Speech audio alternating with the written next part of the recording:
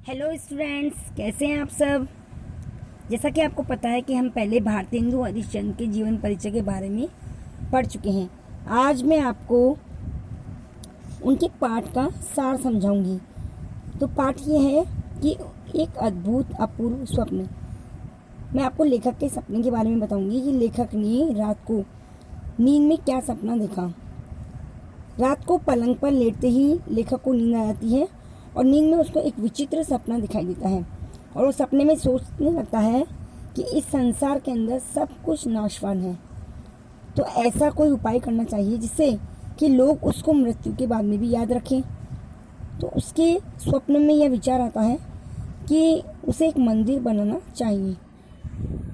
मंदिर बनाने का जैसे ही वह विचार करता है तो बाद में वह सोचता है कि यदि अंग्रेजी शिक्षा का प्रचार ज़्यादा हो गया तो कोई मेरे मंदिर की तरफ देखेगा भी नहीं। तो मंदिर बनाने का विचार वह छोड़ देता है। फिर उसके दिमाग में दूसरा विचार आता है कि उसे पुस्तक लिखना चाहिए।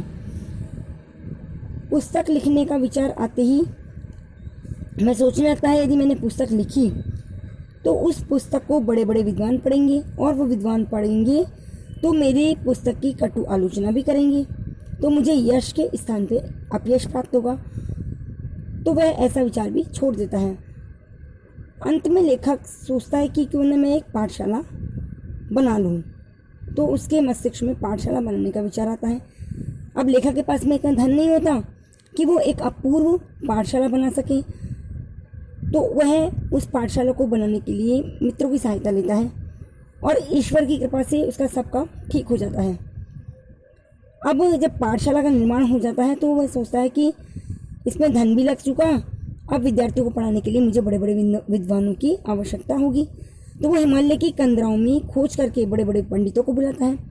उसमें वेद, नीति शास्त्र के, आत्मविद्या के और शील दानवन जैसे ज्ञान देने वाले अध्यापक नियुक्त कर देता है। उसकी जो पाठशाला होती है वो एक अद्भुत अपूर्व पाठशाला होती है। संसार के अंदर पाठशालाएं तो बहुत होती है, लेकिन अपूर्व पाठशाला इस संसार के अंदर किसी ने न देखी होगी। लेखक इस तरह की पाठशाला का निर्माण करता है। अब जो उसकी पाठशाला थी उसमें बड़े बड़े विद्वान, पाखंड प्रिय विद्वान भी थे और ज्ञानवर्धक विद्वान भी थे। इस पाठशाला के अंदर ऐसे प्रशंसनीय और अन्य अध्यापक भी खोज करके वह छात्रों को ज्ञान देने के लिए लाता है। और अंत में लेखक सभी से ये निवेदन करता है कि आप इस पाठशाला के अंदर आपने अपने अपने विद्यार्थियों को ज्ञान प्राप्त करने के लिए भेजिए और ये मेरे लिए सौभाग्य की बात होगी कि संसार के अंदर ऐसा संयोग मुझे बड़ी दुर्लभता से प्राप्त हुआ है। लेखक लोगों से यह भी प्रार्थना करता है कि वे अपने बच्चों को यहाँ पढ़ने के लिए भेजें और वे व्यर्थ की चिंताओं को छोड़ दें।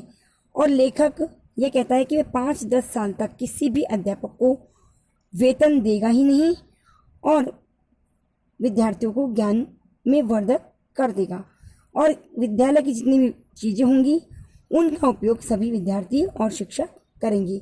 इस तरह से उस लेखक का सपना पूरा होता है। मेरा वीडियो आपको कैसा लगा ये आप ज़रूर बताएं और मेरे इस चैनल को लाइक करें, शेयर, कमेंट्स एंड सब्सक्राइब करना न भूलें।